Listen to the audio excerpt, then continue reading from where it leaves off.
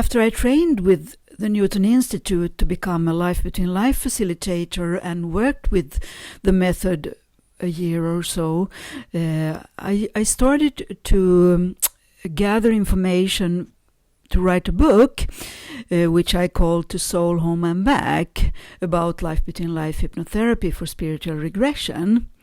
And there is, of course, the books by Michael Newton, Journey of Souls and Destiny of Souls, and a few books published by Newton Institute. But I still wanted to share my experience becoming one of these Life Between Life facilitators based on Michael Newton, his method, and also to share some of the experience I gathered from working with the sessions. So here I'd like to share with you the beginning of my book, To Soul, Home and Back.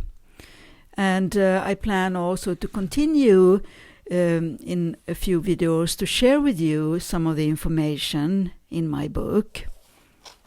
The book is both published in Swedish and in English, available through Amazon and Barnes & Nobles and Adlibris, if you'd like to order it.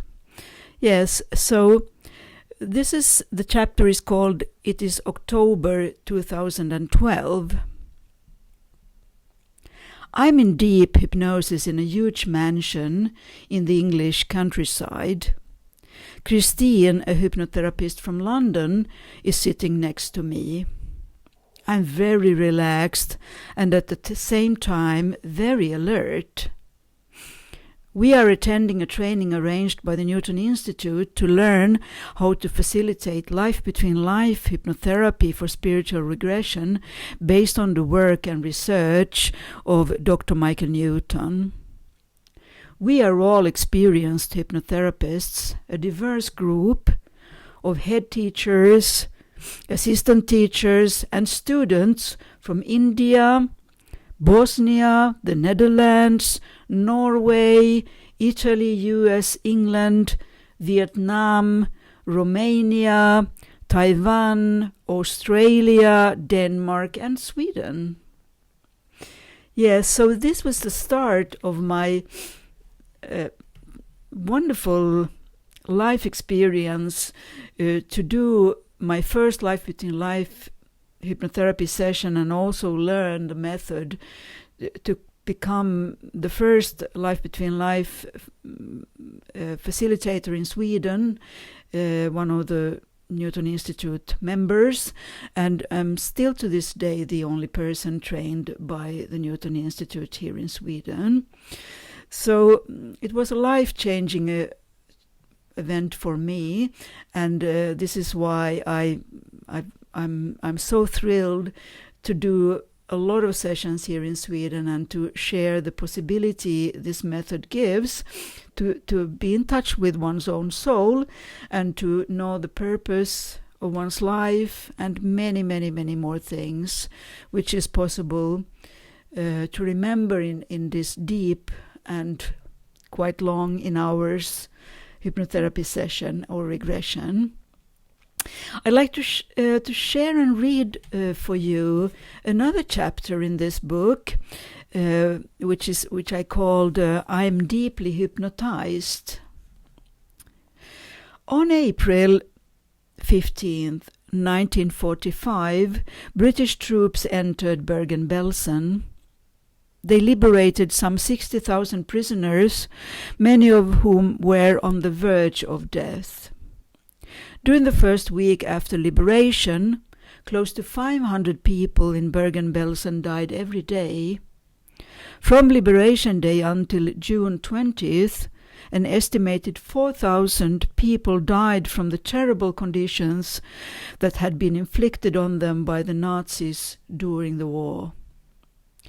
In the following testimony, Judy Rosenzweig describes the liberation of Bergen-Belsen. Suddenly, out of the blue, we saw tanks rolling into the camp. We had no idea what kind of tanks they were. Is it the Americans? Is it the Germans? Is it... We just didn't know. We became panicked, and at the same time the loudspeakers started speaking loudly in German and in English. You are liberated. We are the English army. You are liberated. Stay away from danger and stay inside and we'll help you. Stay alive. Try to hang in there. We're here to help you. I still get so moved by this. Although I've read it many times, of course. And we know we're liberated. Our feelings were very mixed. So we were liberated. So thanks God we are alive. But are we thankful? Who are we? Where are we going to go? What are we? Nothing. That's okay. We're alive. With all my senses, I had a vivid experience of myself as an emancipated little girl about 4 years of age. When my hypnotherapist Christine asked me where I am, my answer is, I am in a barrack in Bergen-Belsen.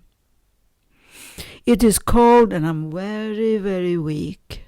Deep in hypnosis, I have a clear bodily sensation that I'm in a very dark place where my life is running out. Still, I'm not afraid. It seems that I dissociate more and more. Soon I will leave my body behind in the barrack. A man of around 30 years old who looks like a living skeleton holds me in his arms as I leave my body, flying up, up, up. My tears are running down my cheeks as I feel the relief to finally be free. It is wonderful to leave the body in which I experienced this short life after taking my last breath during horrible circumstances. I feel the love flowing from the man who holds me in his arms when I die.